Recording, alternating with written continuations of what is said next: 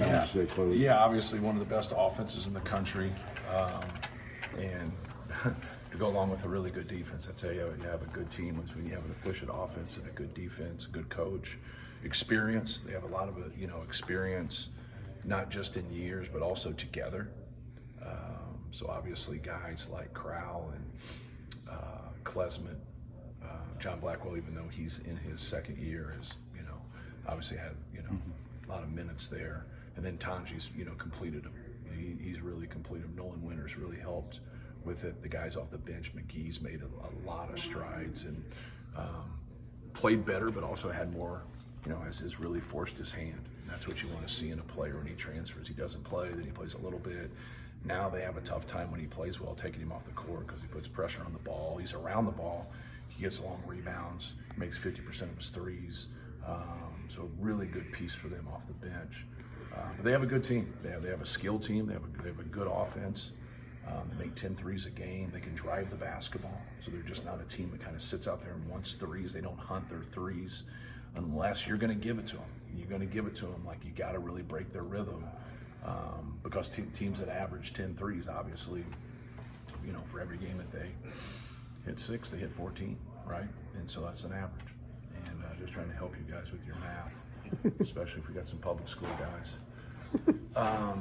So I think that is a big key for us is if you allow them to get in transition, you allow them to freely move the basketball. Like, they might have some struggles here and there, but during the course of that game, they get to it. I think you've seen that in some of their games. Like, they just kind of are getting through the games. They've had a couple blitzkriegs where they just start off right away and they just annihilate somebody. So they show that, kind of like Illinois can do. They just show that ability just to skunk somebody real quick. Then sometimes, shots don't fall, it doesn't go that way, and 20, 25, 30 minutes into the game, now they kind of catch fire, and all of a sudden they go 4 for 5 from 3. They get to the free throw line, and then you look up and they were down 4 and they're up 8. And they change the course of the game. And they're a great late game at dictating tempo and playing. And they can play, it's a little different. He's really adjusted to the personnel that he has, and they are attacking you in transition. They're coming at you in transition. So you got to get your defense set and not allow that, where that didn't happen a whole lot before. You knew, unless you just turned it over or handed them an opportunity, that they were going to make you play in the half court. And that's a dangerous offensive team when you're great in transition and you're great in the half court, which they are. What makes them good defensively? Is it typical Wisconsin, good offense, leading good defense? Yeah, they're well schooled, man. They're in position. They defend it how they normally defend it. They get into the basketball. They make it tough for you to score off of cuts. They bottle up the paint. They have active hands. They have guys with experience that understand rotations when they have to rotate. They try their best to stay out of rotations, but not just a well-schooled team on both ends. What's going to be the critical piece of the matchup at Tanji? You need someone that seems like it challenges the depth that you guys, the versatility. Right. You guys like anytime you have a dangerous player like Tanji and Blackwell, because I think both of those guys are really dangerous. You can't forget about the other guys like Klesmet. Klesmet's a guy that can get 4 to 6 points. He can get 24 to 26 points. Like, he's had big time games throughout his career. He's great at kind of picking his time when to be aggressive. But then, Crowell is a part of the game. Winter's a part of the game. So it's not just Blackwell and Tanji, but Blackwell and Tanji can get you 25 to 30. They both can shoot it, so they make you get up on them and break their rhythm, but then they're good at driving and getting to the rim. Tanji is fabulous at getting to the free throw line. He knifes in there and does a good job. He's kind of that two-way guy in terms of the way going left, going right, changing direction, step back threes.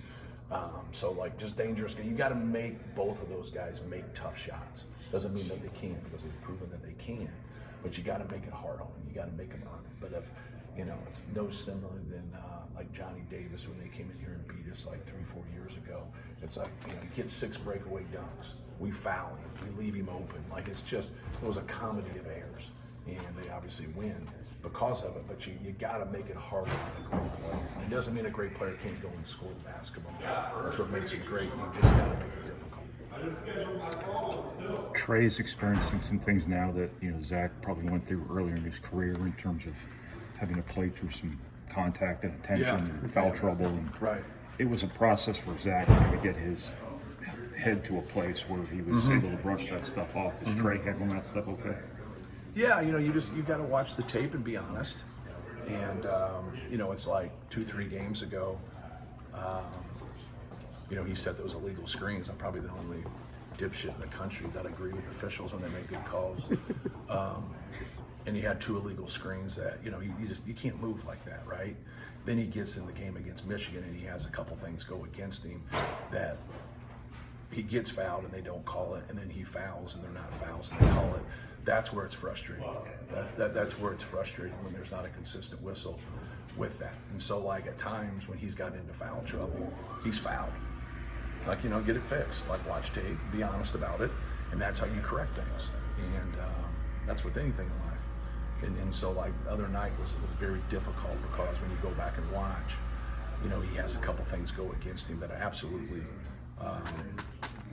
shouldn't have been called or not called, however you want to look at those 2 things. So you just got to push on. It's part of competition, and you got to get better because of it. But we got to have a better defensive concentration.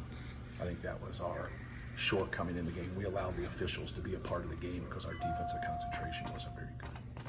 It's a different dynamic than it was with Zach and Isaac, though, it would seem like, because that was like those guys were just getting beat on relentlessly, right? This is more of like situational. Right, things that situational. right? Yeah. See, the one thing that happens in officiating is how they officiate the game. We adjust to them. They don't adjust to us.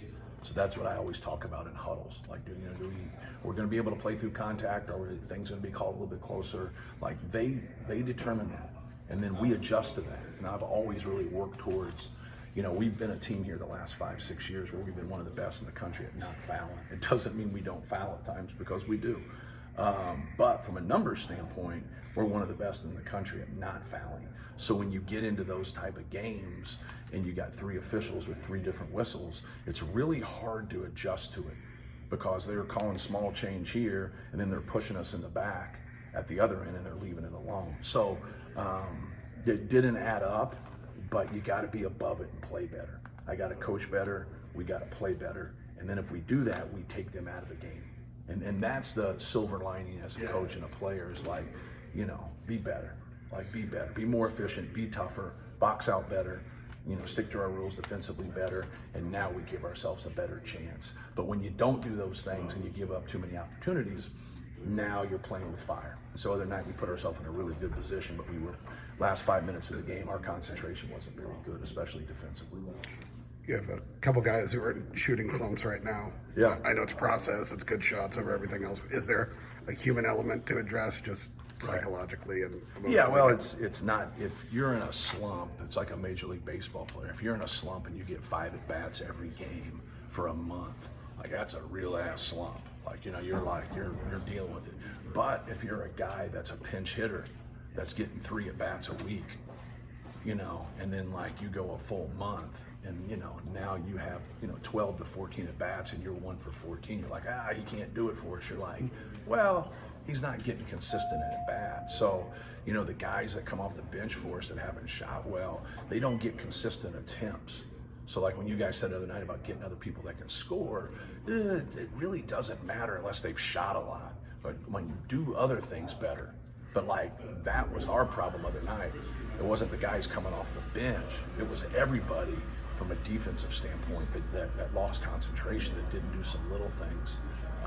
But it's not fair to guys that get 2 shots a game, to say, hey, like them. But when you accumulate all their attempts and then you see that percentage, you're like, yeah, they're a better shooter than that. Well, they would be a better shooter than that if they got 5 to 7 cracks at it every single game. At least you like to think so, right? Dude, this might be a dumb question, probably is, but do you have to coach a guy like Braden differently because he can see things differently than pretty much most basketball players, and you just have to trust that he's going to see things that maybe most people don't? Yeah, you want to instill in him what's going on, the reads, and trust in his instincts. What you have to really stay on him about is trusting his teammates, because he'll hit you for a couple open ones and you miss them, he might not come back to you. I think that's a quality point guard, right? They get frustrated. They get frustrated with that, but you got to keep in mind that I'm going to keep making the right play. And that's what I always say to him in the game. Just keep making the right play. You're doing great. Because it's like you guys did. Like you guys fell victim to it the other day. Normally you guys are better, but you just said like when Trey was out, and like I actually had at halftime in my head those 4 shots that we got. And so like right away I'm like, well, I like Cam's wide open shot. You know, I like Braden's pull up 3 there at the end, just like Iowa. You know, and so when I went back and watched, there's one more possession there, I forget. We got good shots, but we didn't get stops, and we were playing in transition because we missed shots. But if we just hit 2 of those good shots, like we're perfectly fine. It's not bad. But the problem is we've had this issue before, right? When Trey's out, so that's what lies before. Because you guys go on narrative, which you should, but you got to like grab the right narrative and be able to, you know, attribute it into your story and how you write shit. But they did a pretty good job in execution. As a coach, like if you get mad there at them for taking good shots and missing them, man, they're not going to know which way's up. Like you've got to be positive with them. You've got to tell them that's good stuff right there, man. That's good stuff. Just stay with it. Keep taking your good shots and believing in them. You know, and I do. Like the guys that took those shots, like if you take a bad one, I let you know. But if you take a good one, man, you gotta. I'm not a results-based guy. I'm a process-based guy, because a process-based guy gets you better results. Is Jakari kind of proof in the pudding? A guy who was struggling early, and now he's Right. knocked out of the consistent Right. pace? Yeah, you wanna encourage him. And I watched Jakari and AAU in high school make shots. So it's not like you don't recruit them. Like the guys that are struggling right now shooting the ball in the perimeter, I've seen them make shots. I've seen Miles Colvin come in against Xavier and against Gonzaga and against Ole Miss this year and shoot the ball well. I've like watched. He needs more attempts or whatever, but you got to get yourself out there more. Like, you know, G's got to get himself out there more. And like other night, it wasn't a good game for him, but he really, you know, grown there. You know, CJ's, you know, really put himself in a good position just because he gives you that ball handler. He can hawk the basketball, but he has shot a pretty good percentage from 3, you know, across the board.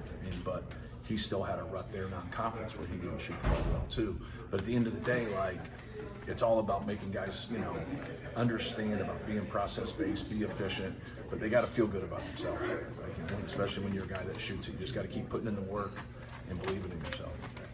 When you were, I know you said that the recruiting process for Braden was pretty short, but when you were looking at him as a prospect, did you see special passing stuff in him even at that stage? Yes. No, it's all film because it was COVID. Right. Yes. I saw more instinctual, elite instincts than anything. Whether it was playing passing lanes, whether it was seeing people, whether it was faking like he was getting back on defense and then jumping a passing lane. Like when he first came here, he was just a riverboat gambler. Like he would just gamble no matter what. Now he has learned to pick his spots. And he still will go after. You're still going to have moments where you go after things that you shouldn't have, but it just can't be a high level, because you're not going to take the ball from good players when it's not advantageous. You're just not. But when they show weakness, or like they turn their body, or like a lot of it is like, especially we double a lot, is you got to understand 2 things. What can he see and what can he see? And then you got to gauge it over there. It's just like when you watch a quarterback throw an interception and you say, how in the hell didn't he see that guy? Like, how didn't he see him? He just didn't. He just didn't. He either got blocked in vision, but you're talking instincts and you're talking split seconds. You got Lawrence Taylor up your ass. You got Singletary coming through the middle. Like, people don't understand. Like, this guy is in a double team and he's passing the ball. Well, they do that to Zebo, and Zebo would go over him. So we'd say, well, you can do whatever you want, but if we can get that dive man, like, we're going to get you. We're going to score that. We're going to get fouled. And then if you take that away, now we got you into a 2-on-1 or a 3-on-2. Well, now when you deal with real people that, you know, are 6'10", 6'9", whatever, now you got a better chance of someone not being 7'4" and going over you. Well, Braden is great at all that when he's that out man. He is great at that. Like, he could be a free safety in the NFL. Like, he really has great instincts. How did you confirm then what you saw on film? Like, did you want to get him in for workouts or whatever, just because you have to confirm what you were seeing on film? Or? Yeah, and I had to be careful so I didn't throw up a flag from a social media standpoint where people knew I was interested. So when I called different people to gauge it, I called people that I was friends with, and I just tried to get them to keep it between us if they could pull that off for me. Yeah, and so like you treat people the right way, they normally will help you. It's not something you normally do and say, hey, like keep this between us. But like I didn't want other people. Like there was a couple people I was going to call, but I knew they were direct links to other assistants in our league, and I didn't want to. Right as I watched film and see, I didn't have a scholarship. So right as I had a scholarship, someone decommitted. Like now, when I went and watched film on 5 different guys, we were going to do a Zoom with Holloman. That's at Michigan State. We were doing a Zoom with Holloman. I don't remember the other guards, but I went and watched him, and I said, well, that guy's better than all of them. I said, but is the tape lying to me? Like, you know what I mean? The tape will lie to you sometimes. Not all the time, but so you want to see it in different venues, right? But he didn't have time. Didn't have time in the situationally with COVID. You couldn't, but he looked really good on tape, like really good. Then after he committed to us, then watching him, like you knew, like you know, he was going to be special. So you were the one taking the gamble a little bit. Huh? You were the one taking the gamble a little bit. Like talking about him as a gambler, you were kind of the one who's having to do that. Yeah, every time you sign somebody, it's a game. Sure. Yeah, when you deal with human beings and human behavior and the people around them or like whatever, like because it's everything. You get everything. So like when you sign a player, like, oh, you got that player. No, you get everybody.